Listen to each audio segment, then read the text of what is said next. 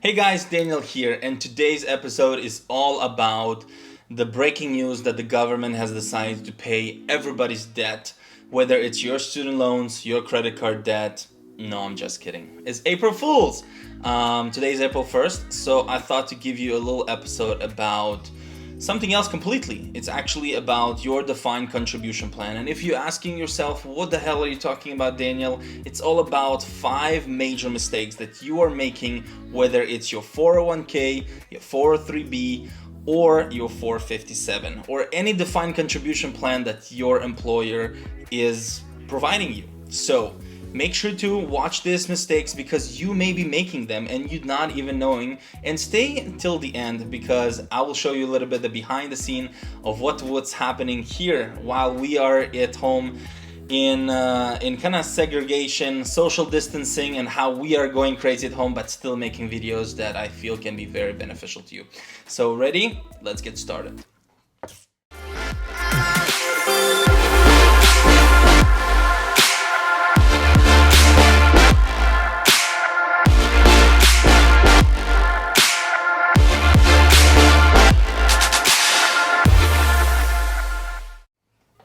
Alright, so as I mentioned in the beginning, today's episode is all about the 5 major mistakes that you are making with your defined contribution plan. So what is defined contribution plan? Let's start with a quick history lesson. Defined contribution plan is a plan that was offered in the 1978 and is part of the Internal Revenue Act that allows employees to contribute into their retirement accounts.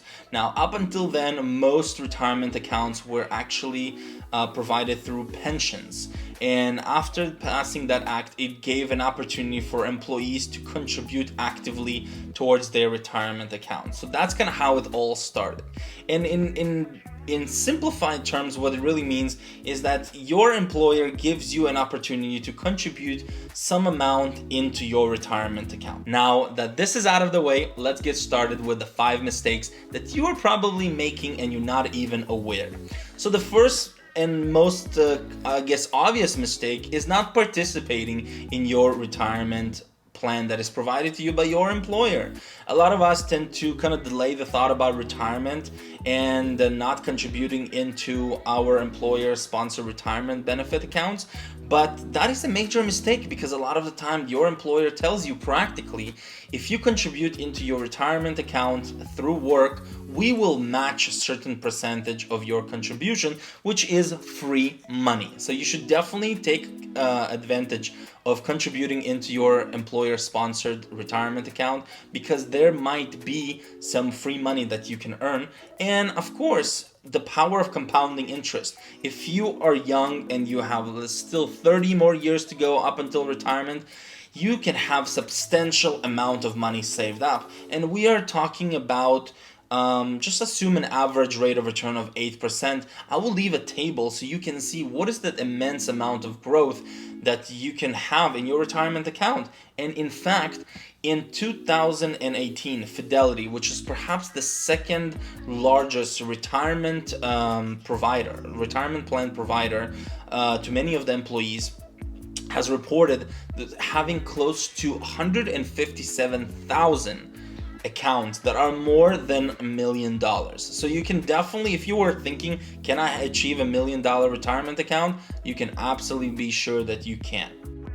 So that leads us to tip number 2. Tip number 2 is matching your employer contribution. So if your employer tells you, a lot of people put some money into their 401k, but they don't really live up to the max. So in order to have the full advantage of your retirement benefits, from your employer, you want to contribute up to the match that your employer is providing you. So simple example, and not to make things too complicated, if your employer tells you, we will match 3% of your salary, then the initial contribution that you must do is contribute up to the max. Okay, you don't want to go over, and I will explain in a second why in a different tip, and you don't want to go under. You just want to go straight up to the match. So this way you get the full 100% of your free money given to you.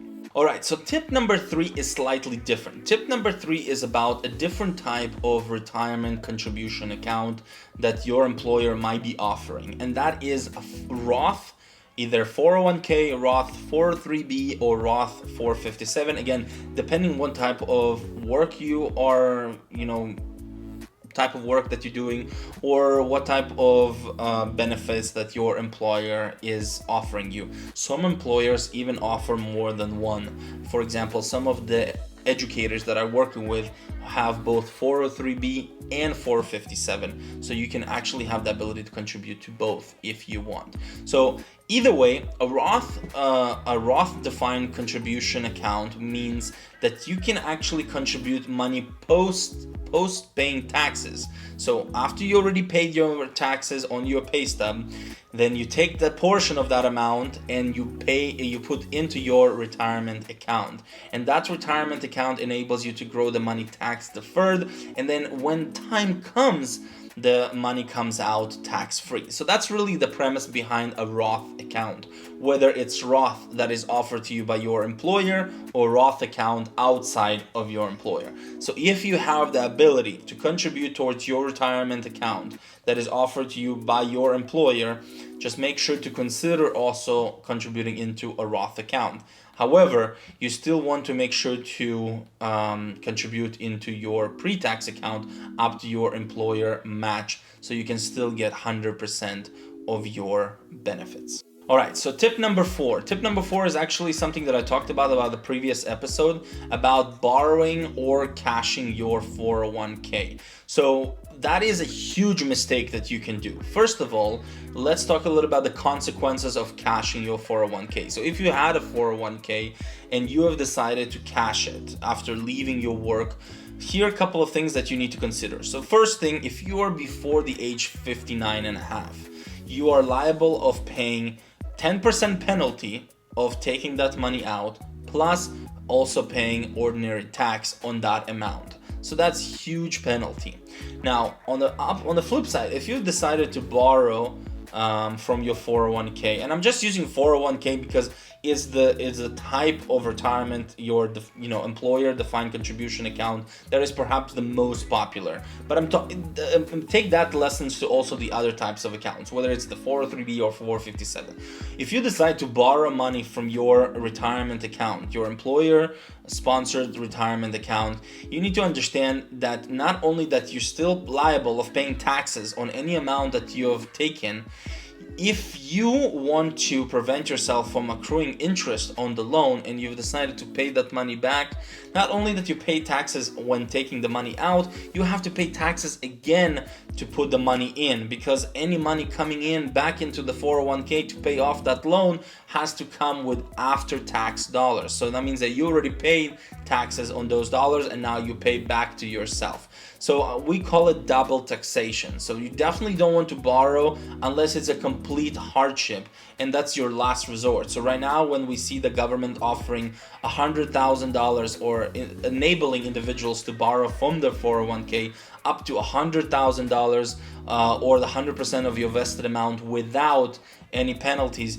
you still have to remember that you're still liable for the tax on borrowing the money, and if you do want to return it and not have the interest accrue, then you still have to pay it back with after-tax dollars. So again, try to avoid it as much as you can and think about other alternatives, and I will link the video somewhere over here so you can find my other videos and kind of see what are the other alternatives that I suggest. All right, and we are at the final tip for today, tip number 5. And what is that tip is that a lot of the time, many people make the mistake of leaving their 401k behind. And again, I'm saying 401k, but is applicable to any of your employer sponsored retirement accounts. And so let's say you work for one employer and then you find a more lucrative job and you decided to move to that job, but you have left your 401k behind. So here's why this is a major mistake. So the first thing is that now a lot of the time you don't have, again, as much control of your 401k. You kind of like left to the grace of the investment choices that are offered to you by your company, by your previous company, I should say.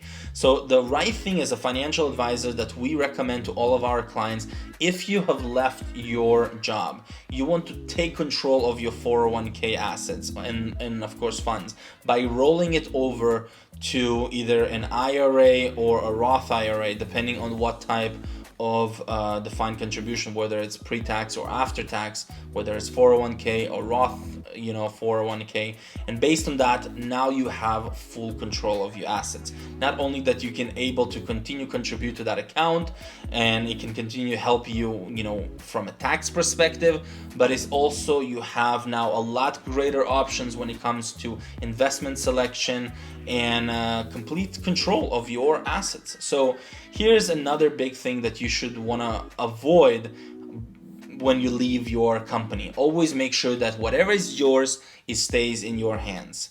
And that's it, guys. I hope that in the crazy days that we are going through right now with the whole madness of the coronavirus, that you're staying safe. Please take the social distancing seriously.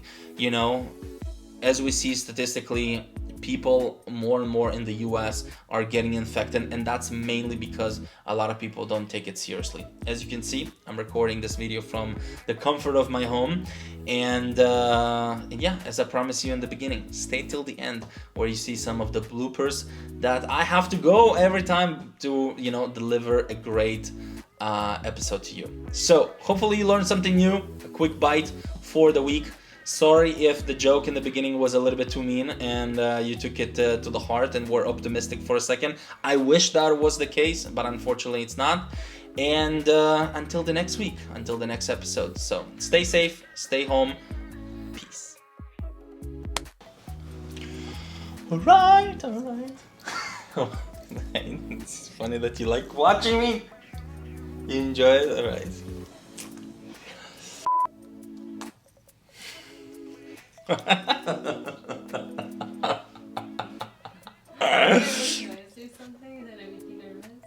No, it's funny. Okay. Ooh, get your shit together. Hey guys, Daniel here.